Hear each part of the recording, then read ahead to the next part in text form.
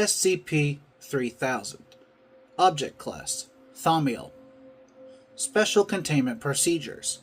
The area containing SCP-3000, currently a region of the Bay of Bengal, roughly 300 kilometers in diameter, is to be routinely patrolled by Foundation naval vessels. Under no circumstances are civilians allowed to attempt deep-sea exploration or diving efforts into the quarantined area. Individuals believed to have been in contact with SCP-3000 are to be contained, quarantined, and processed at Site-151. Individuals affected by anomalous properties of SCP-3000 are to be held in containment indefinitely. The Foundation submarine, SCP-F Aramida, is to monitor the location of the foremost section of SCP-3000, currently located in the Genghis Fang, roughly 0.7 kilometers beneath the bay. The Aramida is tasked with carrying out the Aztec Protocol, and staffing regulations on board the vessel are subject to the guidelines of that protocol. For a full description of the Aztec Protocol, see Addendum 3002. There is currently no known cure for exposure to SCP-3000, as such affected individuals should be contained and quarantined for further evaluation. Individuals stationed aboard the SCP-F Aramida are not permitted to leave the vessel except for the purposes of carrying out the necessary procedures of the Aztec Protocol. Individuals who leave the vessel without proper authorization are to be considered lost. Under no circumstances should any individual interact with SCP-3000 without authorization. Description: SCP-3000 is a massive aquatic serpentine entity strongly resembling a giant moray eel, Gymnothorax javanicus. The full length of SCP-3000 is impossible to determine, but is hypothesized to be between 600 and 900 kilometers. The head of SCP-3000 measures roughly 2.5 meters in diameter, and sections of the body proper are as large as 10 meters in diameter. SCP-3000 is typically a sedimentary creature, only moving its head in response to certain stimuli or during feeding. The majority of its body is located in or around the Genghis Fan, and rarely moves at all. SCP-3000 is carnivorous, and despite its sedimentary nature, is capable of moving quickly to dispatch prey. Despite its size, it is hypothesized that SCP-3000 does not require sustenance to maintain its biological functions. While SCP-3000 excretes a thin layer of viscous dark gray substance classified as Y909, see Addendum 3002 below, through its skin as it consumes prey, the end result of its digestive system is currently unknown. SCP-3000 is a Class 8 cognito-hazardous entity. Direct observations of SCP-3000 may cause severe mental alterations in viewers. Individuals who directly observe SCP-3000, as well as individuals within a certain distance of SCP-3000, experience inexplicable head pain, paranoia, general fear and panic, and memory loss or alteration. The following is a log from Site-151's historical records, written by Dr. Eugene Etz, about initial discovery of SCP-3000 and the efforts felt therein. The unease was felt throughout the entire crew as we descended on the first night. Whether it was due to our uncertainty at what we would discover, or something more sinister, I would not speculate. As we continued to descend, Williams began sweating profusely. When asked about it, he could not respond, stating that he thought he was missing something he could not deduce. As our descent continued, he began to act more and more erratically, at one point addressing myself as Darlene and expressing uncertainty as to the tasks he was assigned to handle. Similar feelings were expressed by other members of the crew, but Williams felt it the most, and his mimetic resistance was by far the lowest of all of us. But he was a biologist, not a mesmetist. When we finally came to contact with the entity, he began whimpering and had to be sedated. I remember him muttering the word "no," over and over again, as if in disbelief. He went silent after a while as we approached its head, and when I looked back at him, something had gone from his eyes. He did not even so much as blink as we made our final descent. At around 0940 hours, we first observed the head of the entity. The unease was palpable. Now, several other crew members complained of feeling hazy and of being uncertain what they were supposed to be doing. Captain Ritter, even the man's man, wrote it off as nitrogen intoxication and forced them to continue approaching the entity. When we were within 50 meters, the entity turned slowly to look at us. Even now, as I recall watching this thing coil around in the darkness, I could still hear Williams barking like a mad dog in the rear of the vessel, screaming and flailing, shouting about how he could see it in his head. Perkins and Harrison tried to restrain him, but he got free and smashed his head against one of the portholes. He hit it so hard it cracked the inner layer of glass, and damage was bad enough that we had to surface. We tried to give Williams medical attention, but he was too far gone at that point. He had pulped himself against the glass, and despite the trauma, he still spoke briefly as he lay dying. Nobody recorded it, we didn't think to at the time, but I remember it well enough. He said, "There's nothing. By the time we had reached the surface several hours later, Williams was dead. At that time I didn't think much about what he had said, just the ravagings of a man gone mad despite in the depths. I figured I didn't know any better. But even now, I can still see the eyes of the creature. I see it hanging there in the darkness, illuminated by a light I cannot source. And I feel the lingering dread that Williams must have had felt that night in the submersible, as he was overcome by whatever void that foul thing slithered out of. Discovery. SCP-3000 was discovered in 1971, shortly after the Bangladeshi fishing boats and 50 fishermen were reported missing after drifting near the Indian coast. As the country of Bangladesh had only been recently established at the time and had been subject to significant political persecution on part of the Pakistan, this incident received high-profile media attention due to fears of what was the result of foreign aggression. Local coastal dispatch units could not locate the missing boats, fueling further media hysteria. Foundation researchers stationed at Calcutta, now Kolkata, drew similarities between this disappearance and another incident 2 years ago. A thorough search aided by Marionette Paschal counters revealed that location of the two boats, as well as an unknown previously undiscovered mass deep below the surface of the Bay of Bengal. Further investigation by the Foundation divers discovered the existence of SCP-3000. The area was quickly secured and current containment procedures were in place in April of 1972. The Aztec Protocol was adapted in October of 1998. Addendum 3001 Initial Contact Exploration Log. Note: the following is a transcript of audio logs taken during the initial deep-sea diver contact with SCP-3000. Until this point, no Foundation diver have came within 300 meters of the SCP. Divers were tasked with assessing the creature and determining the source of the thick gray fluid that had been observed floating around its head. Dive team was composed of 3 members: MTF Orion 09 Kingfishers, led by MTF 09 Alpha. Launch point was through the airlock of the Foundation submarine, SCP-F Stravinsky. All divers were equipped with high-pressure suits as well as front-facing headlamps. Additionally, a tether was connected to MTF 09 Alpha, which was then connected to in a T-shape out of both Bravo and Foxtrot. Begin log. Alright, Command, we're situated in the airlock and ready to roll. Confirm, go ahead and sound off. Orion 09 Alpha, check.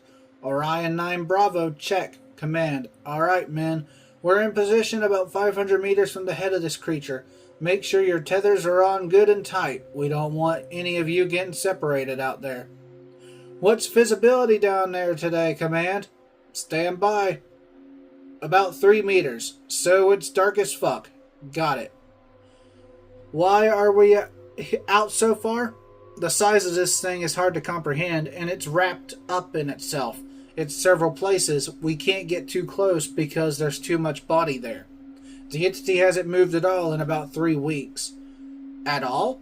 Affirmative. It moves slightly with the currents down here, but nothing more than that.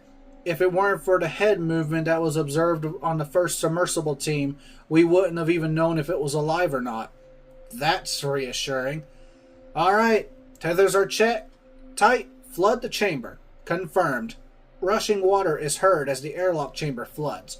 No other sound is heard for several minutes. After some time, the sound of rushing water stops. You both good? I'm good. It's cold. Hopefully we won't be out for long then. Turn on your lights, boys. Here we go. All members of the dive team exit the airlock, and there is a low mechanical sound as the airlock door closes behind them. A muffled click heard as sound, and the Stravinsky activates its ATF floodlights. Hey, Alpha, maybe this is a bad time to ask, but I can't remember how to turn on my lamp, and your lamp is on, Foxtrot. What? What did you call me? Your designation, Mahoney. Foxtrot. I'm Foxtrot, boss. Hang on. What are you talking about? Foxtrot. I don't understand what you mean by designation. It's your damn call sign, Bravo. What do you mean? Who's Bravo? Shit. Hang on. I was gonna say something, Barry. Are you still there? Stand by. Go for command. Hey, we're having a little trouble out here. I'm not sure. We seem to have some confusion over designations, and I'm not sure where we're going. Where exactly are we? God, do you guys feel that? I've just got an awful headache. It's like needling in my brain. Something. Dive team, be advised that we believe you may be experiencing some detrimental cognitive effects. Keep moving forward and we'll give you more information as we receive it. Noted, Command. Be advised that Foxtrot has a terrible headache, I think. Are we going to be in the right direction? We can't see out here. You're roughly 150 meters from its head of the entity. Alpha, you should be getting a visual soon. Command, I don't see anything. Where are we? Where are we? We're almost there, Alpha. Dive team, be advised. We're picking up movement from the entity on the radar. Barry, I don't see anything down here. What are we supposed to be looking for?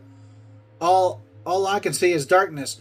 There's a chill, foul wind blowing, pushing me towards a brick I can't see. Shut up, shut up, shut up. Command, Bravo is unresponsive, requesting immediate cessation of mission. Wait a second. On the edge of nothingness, inches from oblivion, there's a sickness in my mind that I know can't be cured. Beyond me is only blackness and a single pair of eyes. What are you saying? Dive team, we're going to pull you back in immediately. There's a reason to believe that. Barry, is that you? How can it be? I shoveled the dirt during your... I can hear something over there. Alpha, your light. Get your... Silence. Only silence. My consciousness coming undone. And only and only and only. Dive team, something is moving towards you. Repeat, something is moving towards you. Prepare to return to... this is shit. I can't see. How far are we from the... It's right there. It's right there. What are you doing? And only the eel remains. Radio silence for 20 seconds. Alpha. Radio silence for 13 seconds. Alpha, Bravo, Foxtrot, do any of you hear us? Unintelligible. Oh, thank God, Bravo. We need you to speak up. We can't... Shh. Radio silence for 10 seconds. Something has bound up the wrench between you and us. We can't. It's opening its mouth. It's so dark. There's a... Where am I? What? Barry, how can it be? I shovel dirt. Mohani, swim. Get away. There's only darkness. Swim. Only. There is a sudden tension in the tether attached to the Stravinsky. 09 Foxtrot radios go silent, and there is a sound of a struggle through the other two radios. Foxtrot. Foxtrot. Alpha. Bravo. Talk to me. Stay calm. What happened? It ate him. He's gone. It took him whole. Damn it. Alpha, what are you doing? Alpha! Cut the damn tether, Alpha. It's pulling us in. Who? Silence. Total radio silence for 13 seconds. Tether attached to the Stravinsky is pulled free from its moorings and disappears. Alpha. Bravo. Do you copy? This is Bravo. I'm floating in the dark. I can see shapes moving through the fog, but they're hard to make out. I cut my tether. Alpha wouldn't. I think he's gone. I don't see his light no more. Acknowledged. We're coming to... Hang on. Just let me think for a second. Cognition. This thing, it doesn't work around it. Your brain can't form thought. It hurts. It's like dying, and Bravo. Do you have eyes on the entity? It's in my head, guys. Coiled up in there like a snake, and something, it is caustic. I can't see it. It's just in front of me. It's not doing anything. It isn't moving. Just hanging there with its mouth open. I think it's finished eating. That fluid is seeping through the skin around its head, about a meter back. Just looking at the stuff is making me... like the room is spinning. I feel nauseous. My head isn't working right. There's an abortion under the floorboards, and another is... Wait, this is wrong. That isn't me. Who is that? I'm going to collect a sample. Hang on. Bravo. We're going to send out a crew to get you. Just hold on. Oh no, don't do that. Not... You have to be trained not to feel the things I'm feeling. Otherwise it will get into you. Maybe it will anyway. Who knows? It feels like the end of the world down here. Fellas, my heart is really going off the charts. I think I'm dying. I got a sample. I'll attach it to one of those little balloons and let it float up. You'll be able to get it later. Don't spend too much time around that stuff. It doesn't... Your mind, heavy breathing. Bravo? I think I'm dying. I'm dying. I know I'm dying. This is it. I just want to get away from here. You know, it occurs to me. Laughs slightly. I don't send anyone else out here. It's too dark. Bravo.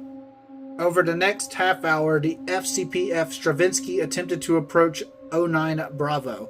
With no success, Command continued to attempt to communicate with 09 Bravo, but Bravo grew increasingly unintelligible, before eventually going completely silent. Bravo's radio stayed active for over the next 3 days, and intermittent breathing could be heard until the radio ceased functioning. Addendum 3002, Aztec Protocol. This protocol dictates certain interactions with a Class 8 cognito-hazardous entity, SCP-3000, and as such is Level 5 3000 classified. Preface. The following protocol was developed in conjunction with the researchers from Site-29 and Site-50, as well as researchers stationed at Site-151. Some sections may have been redacted to remove material above this classification. Adherence to this protocol is required for all personnel assigned to Site-151, as well as all personnel assigned to the SCP-F Iramida. Abstract. The 151 Holystar Aztec Protocol has been developed and implemented to create a strategy for the management of Y-909 chemical compound excreted by SCP-3000.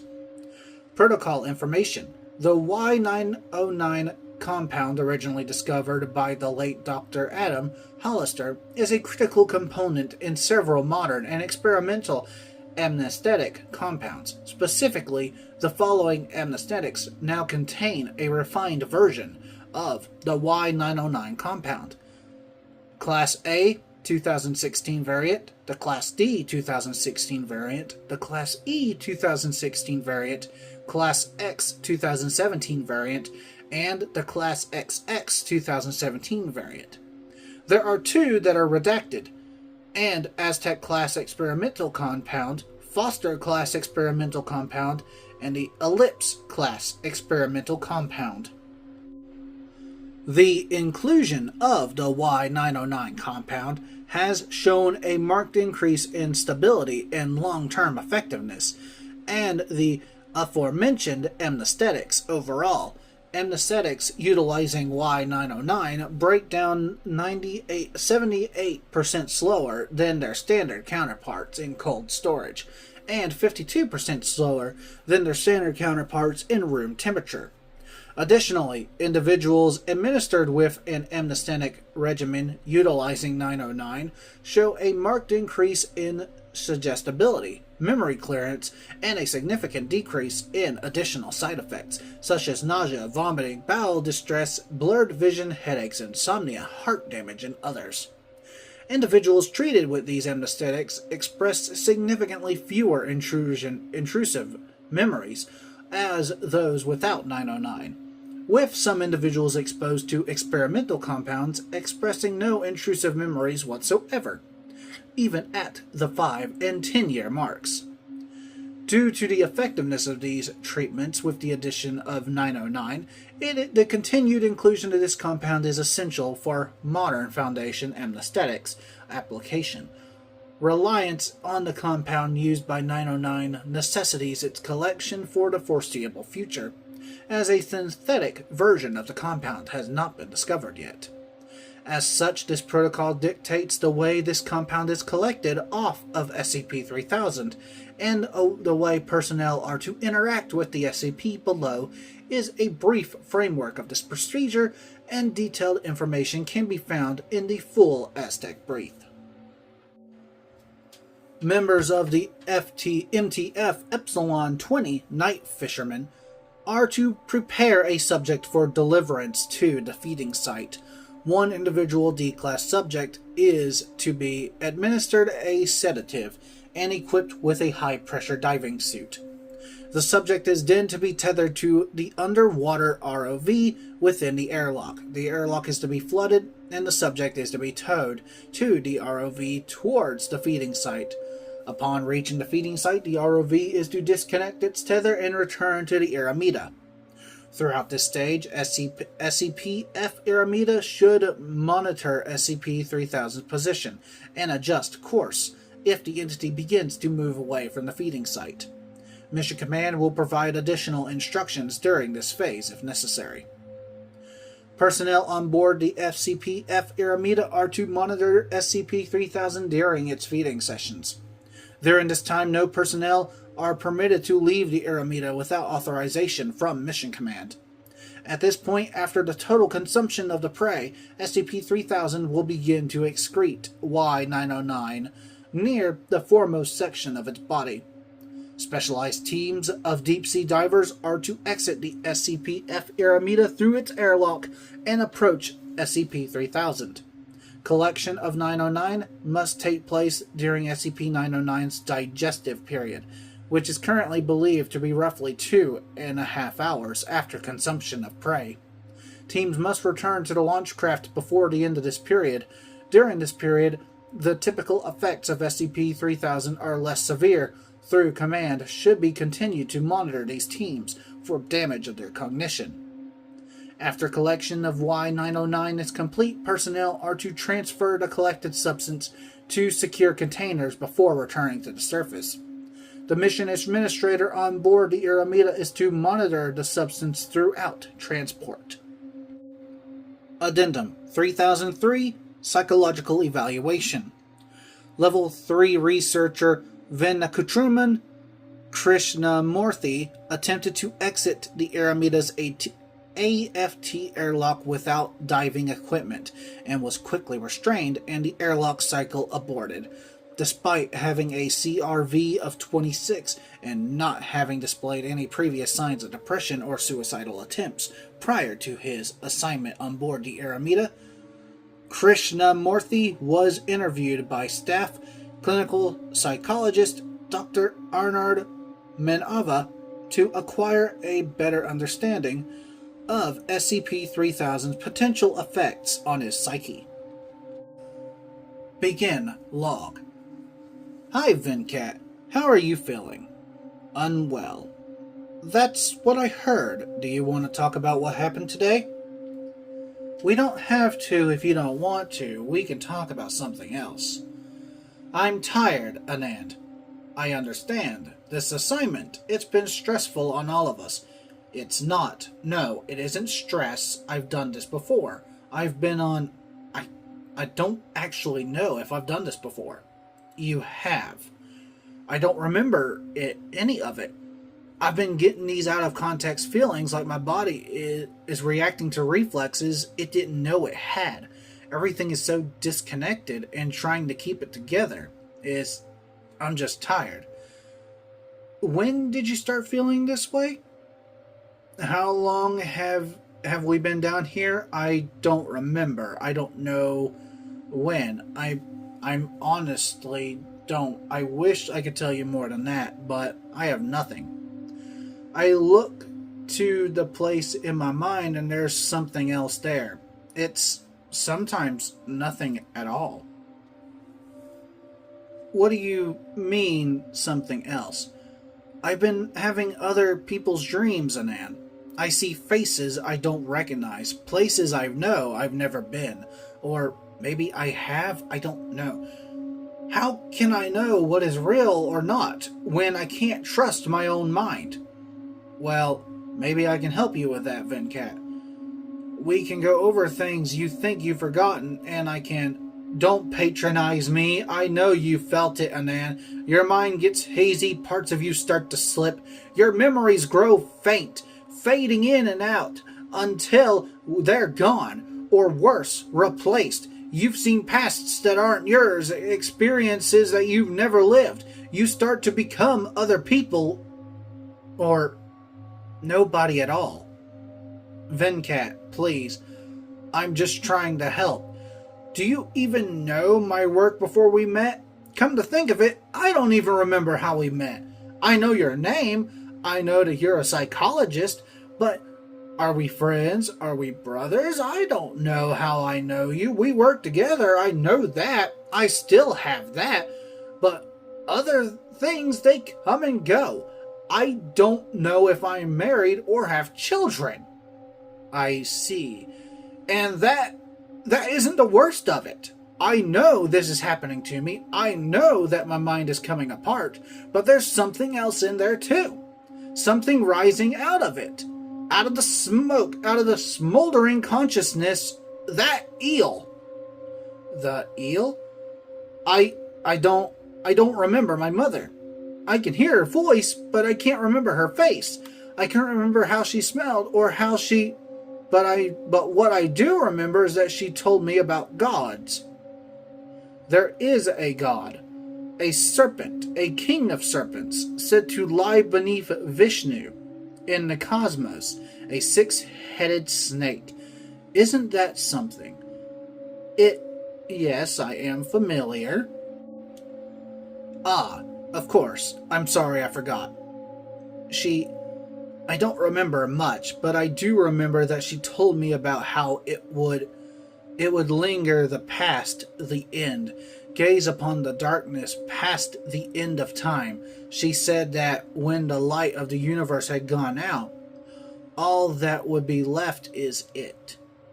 I have worked my entire life for the Foundation, so much as I can recall. I've struggled to build my name and my reputation and done everything I can to leave something, anything, some kind of mark that says I was here. But what is it?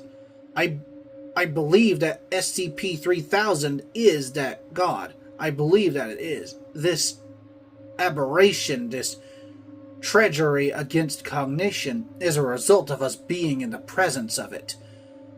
It, not just it, but who exists across all times, all at once, even beyond, maybe some part of nothingness, beyond the edge of it, is it as well. Maybe it acts as a conduit, some kind of...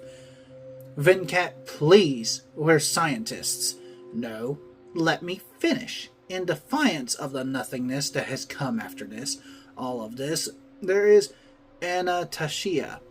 There's a chance that my memories might live on, but I might be remembered like the memories I've seen that have been through me. I don't have proof of this, but when I looked into its eyes, I saw what it showed me. I was afraid.